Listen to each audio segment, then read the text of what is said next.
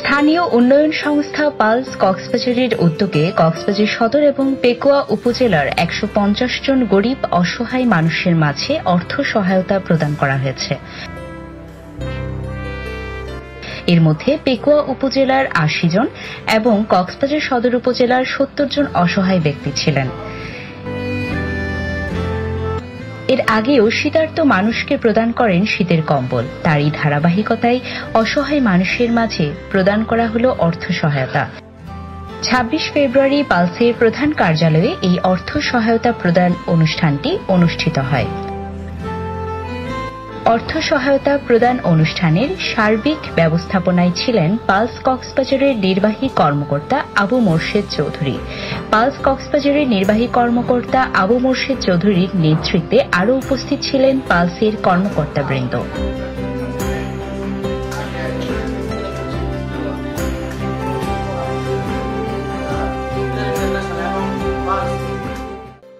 অর্থ সহায়তা নিতে দূর দূরান্ত থেকে পালস কার্যালয়ে উপস্থিত হন অসহায় মানুষগুলো।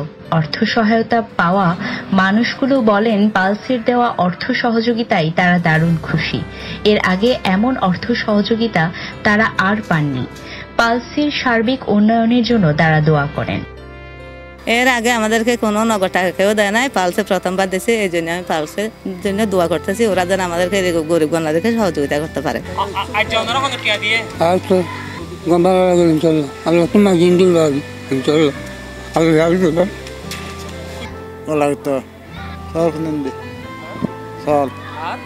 আমি এগুলা নিয়ে একটা ছাগল কিনবো, আর গুলা নিয়ে আমি বাকি স্বামীর চিকিৎসা করব।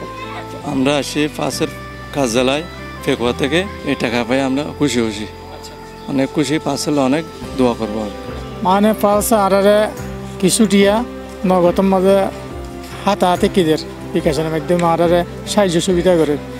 ইনশাল্লাহ এইবার ইতারা যেন আরে সামনে যে সময় আসি না মাঝে আরে যদি নিকা সুযোগ সুবিধা দেয়, সাহায্য সুবিধা করে, তারা আলা দোয়া হের কিছু ইনশাল্লাহ দোয়া করবো। আমরা এরকম আমার বাইরটা পাগল, আমি ওর জন্য একটু এগুলো ভাইছি, আমি চিকিৎসা করতে পারবো। অর্থ সহায়তা প্রদান অনুষ্ঠানের তত্ত্বাবধানে থাকা পালসের programme director Mohammad Rashidul Hasan বলেন, পালস কক্সবাজার সবসময় স্থানীয় সাধারণ মানুষের পাশে থাকে।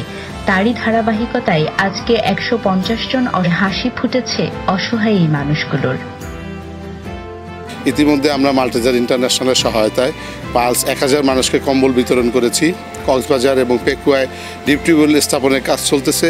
তারই ধারাবাহিকতায় আজকে ১৫০ জন মানুষের ভিতরে ১০,০০০ টাকা করে আমরা ক্যাশ সাপোর্ট দিলাম, নগদ অর্থ সহায়তা প্রদান করলাম।